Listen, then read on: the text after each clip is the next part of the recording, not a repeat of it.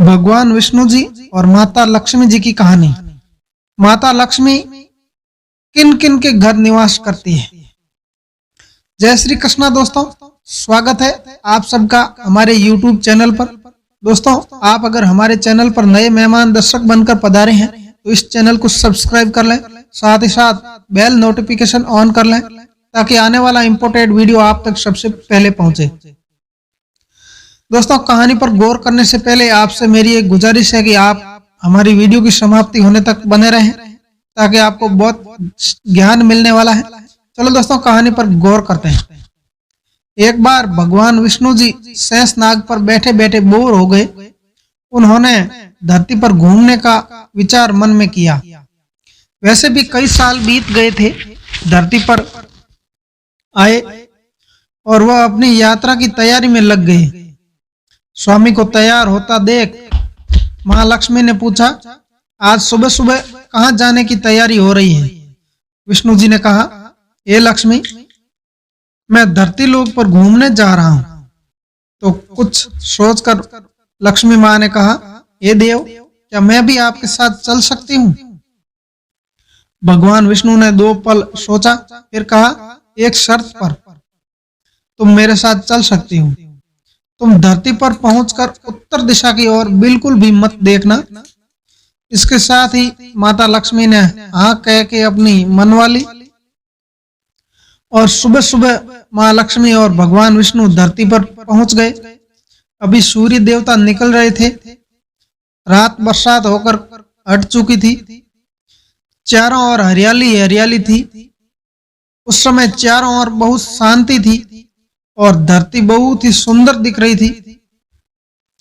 और मां लक्ष्मी मंत्रमुग्ध होकर धरती को देख रही थी और भूल गई कि पति को क्या वचन देकर आई हूं। और चारों ओर देखती हुई कब उत्तर दिशा की ओर देखने लगी, पता ही नहीं चला। उत्तर दिशा में मां लक्ष्मी को एक बहुत ही सुंदर बगीचा नजर आया और उस तरफ से भीनी भीनी खुशबू आ रही थी और बहुत ही सुंदर सुंदर फल फूल खिले थे।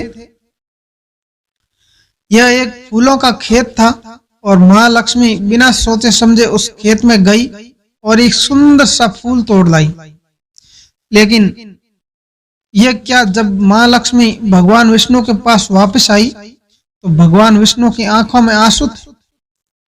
और भगवान विष्णु ने मां लक्ष्मी को कहा कि कभी भी किसी से बिना पूछे उसका कुछ भी नहीं लेना चाहिए और साथ ही अपना वचन भी याद दिलाया।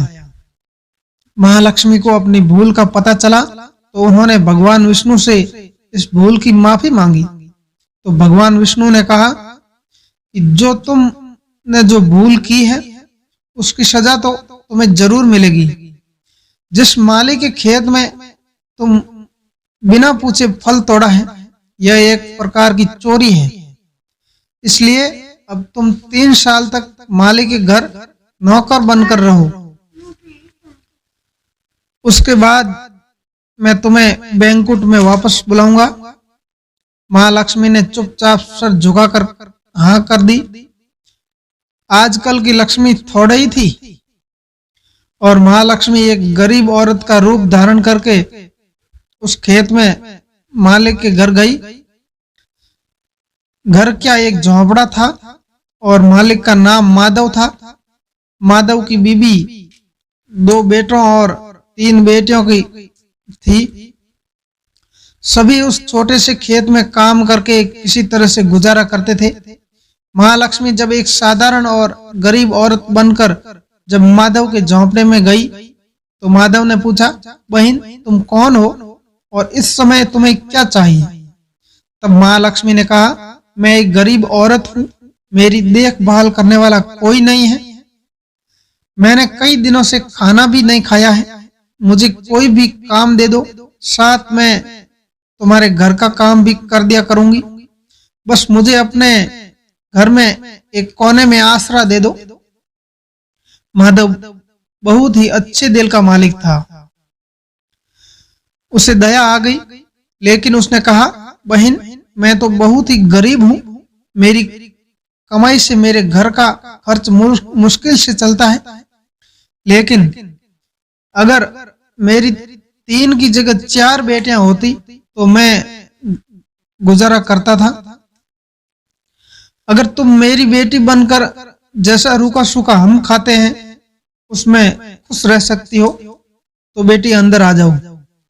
माधव ने माँ लक्ष्मी को अपने झोंपड़े में शरण दे दी और माँ लक्ष्मी के 3 साल उस माधव के घर पर नौकरानी बनकर रही। जिस दिन माँ लक्ष्मी माधव के घर आई थी उससे दूसरे दिन ही माधव को इतनी आमदनी हुई, फूलों से भी शाम को एक गाय खरीद ली।